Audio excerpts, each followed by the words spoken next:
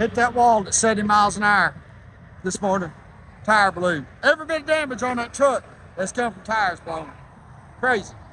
Just another instance where God put a comma where the devil was trying to put a period.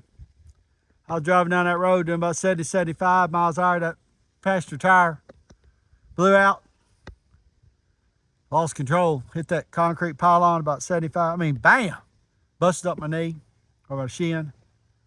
Lifted on down the road. I didn't even think to look at it, man. I should have. I called the insurance company. How I figured it was total. Got off the phone. I asked that dude, I said, hey, in case this don't work out, I don't need a claim. I can get it off there. He said, yeah, you can take it off there. Well, you can't. What you call them? I didn't know that. And then I paid the tow driver cash to save me some money. All right.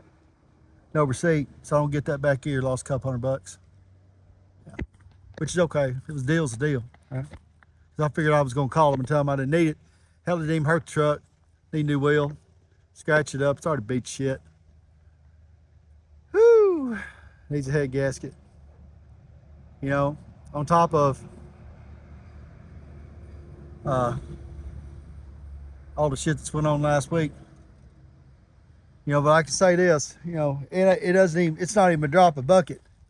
People that are struggling and trying to survive in North Carolina, lost everything. I get it. It still piss you off. Piss you off. I made a mistake.